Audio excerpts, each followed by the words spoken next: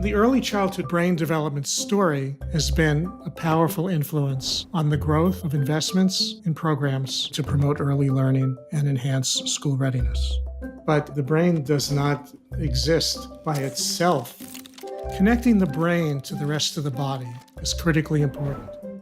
Early childhood experiences are as much about lifelong physical and mental health as they are about early learning and readiness to succeed in school.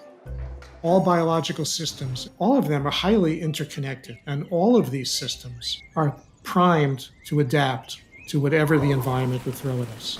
Think about this as a team of highly skilled athletes. Each has a role to play, but they depend upon each other. They influence each other's responses.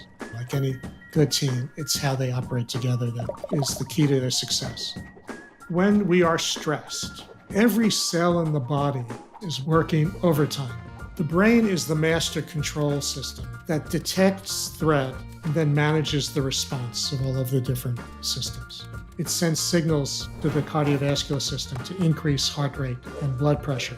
Signals are picked up by metabolic systems to increase the availability of blood sugar to provide more energy stores for the body. The immune system is activated to be on alert for the possibility of a wound or the need to protect against infection.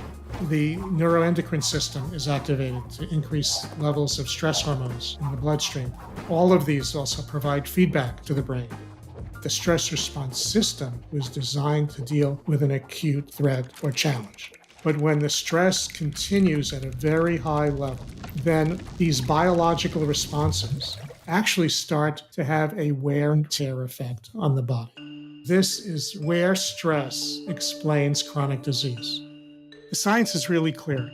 The most costly chronic diseases in our society have their roots in early childhood. Cardiovascular disease, diabetes, and depression, three of many diseases that are associated with greater adversity early in life. Those three diseases together consume more than $600 billion of healthcare costs a year. So if we want to think about preventing disease and promoting health, it doesn't begin with exercising more and eating better when you're 30 or 40 years old. Health promotion and preventing disease begins prenatally, and it extends into the early childhood period. Connecting the brain to the rest of the body has very important implications for early childhood policy. If we look at the basic science-based principles focused on early learning, strengthening relationships, building skills, reducing sources of stress, those are the same principles that increase the likelihood for lifelong physical and mental health. And when we think about the major sources of adversity early in life, we talk about poverty, discrimination, exposure to violence, maltreatment, child abuse, and neglect. Although each of these sources of adversity differ from each other, biologically, the effect on the body is the same.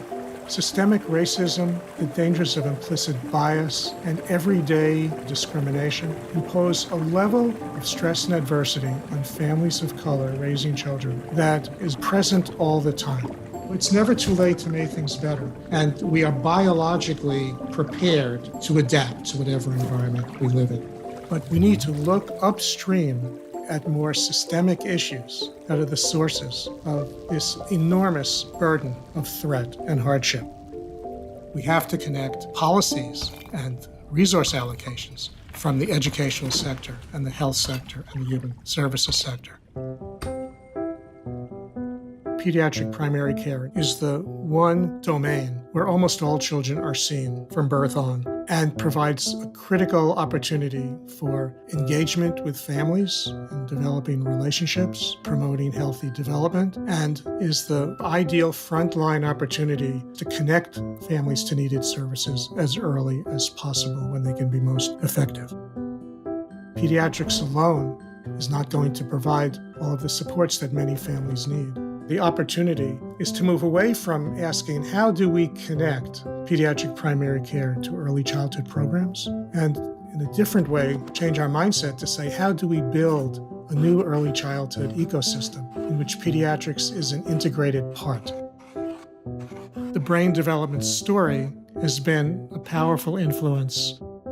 The same principles, the same concepts are also affecting the early foundations of physical and mental health that will last for a lifetime.